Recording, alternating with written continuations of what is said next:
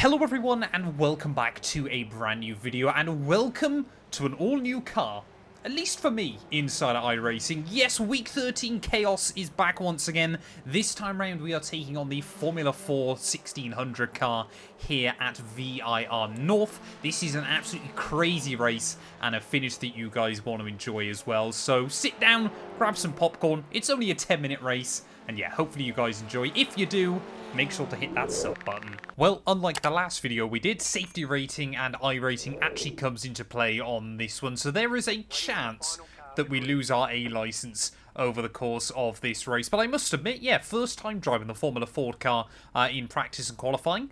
It's more fun than I thought it would be. So fingers crossed this race can go well. Right, let's do this thing then. Here we are, 10 minutes from VIR. 46. The air temp is 28 Celsius. Get ready. Go, go, go. And it is going to be lights out and away we go then. Let's see how composed everybody is in towards that first corner. You don't need to blip on the way up, but you do need to blip on the way back down. So let's just try and take it fairly easy in towards someone. I do like seeing some of the other liveries that people have got on their cars. Hold your line. Hold your line.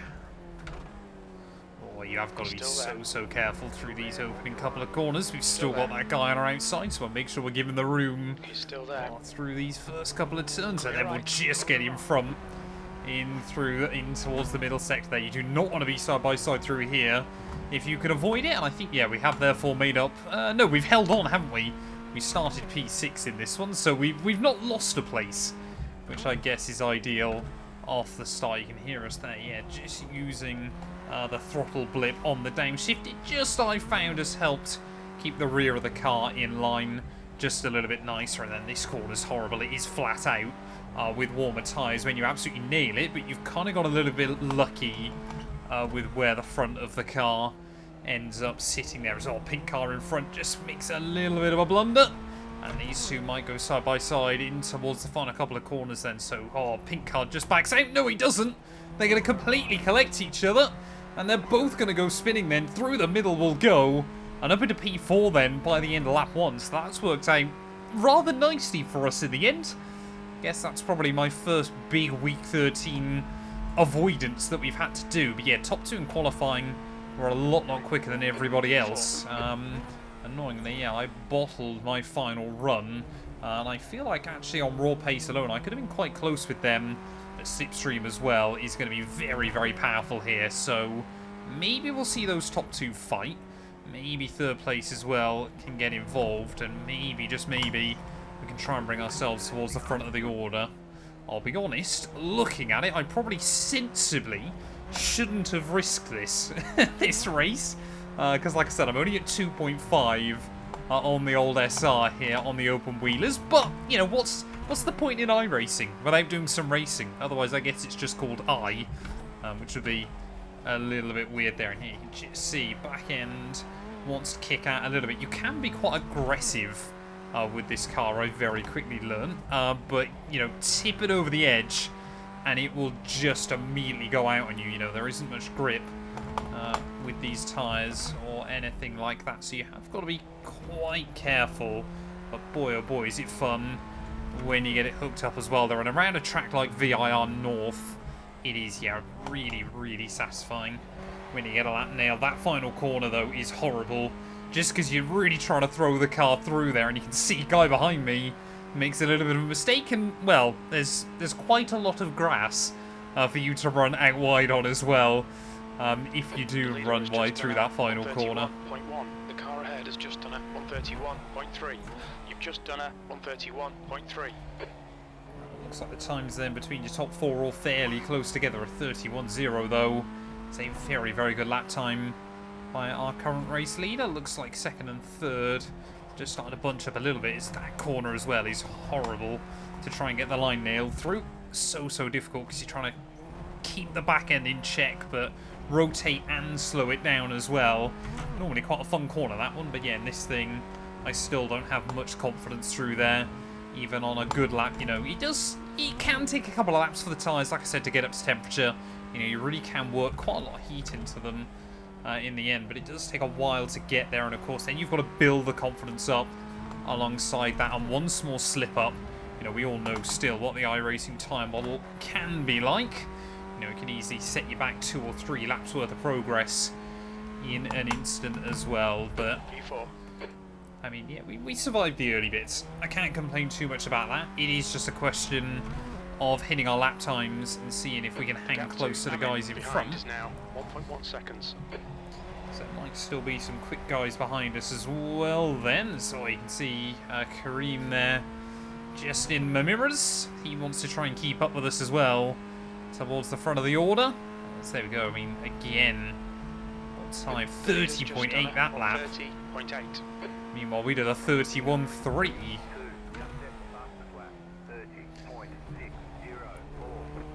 And I think, yeah, the slipstream really helping those, well, second place, I guess. First place is just rapid, it would appear, but they are pulling away from Arthur. I mean, yeah, we're already halfway through. Half distance. You're looking good for fuel. Yeah, already, obviously, I forgot this is only a 10-minute race, so yeah, even less time to try and make an impact. But we got P3 in that GT3 race that we did at Spa. If you didn't watch it, go back, check it out. It was quite a fun one around the new Spa layout. Well, I say layout, the updated Spa inside iRacing. I'd love to try and get another podium in this one as well, and that's exactly what we are chasing down there, as that's why you don't want to nick that curb, because it just kind of gives you a little bit of wheel spin off the corner, and kind of the best way through it is just to keep your foot to the floor and hope that the car does eventually grip back up again. Yeah, I think I'm quicker than third, but fifth might just be a little bit quicker than me as well. So we might all just bunch up on each other by the end of this one. We've got to be strategic, you know, pick our battles, everything like that. And again, make sure you don't run wide through that final couple of corners there, as Kareem behind has definitely got that line sussed. Able to just chuck the car in, but knows it'll grip up on the exit, and you can see how much time that's brought him. Just getting a little bit closer to us here, as we've got 3 laps to go of this race, and some lapped cars. Well, the one lapped car I've had to deal with so far in week 13 did not do me any favours, almost completely wiped me out. You know, Puon, of all places, at Spa, so yeah, that was a rather scary one. You can see now he's holding up Arthur in front of me as well. Now he'll let him by, and hopefully we won't catch up too quickly either through this middle sector. Maybe he can provide us with a little bit of a slipstream. Maybe time will tell there, but yeah, just obviously got to try and get as close as we can as soon as we can.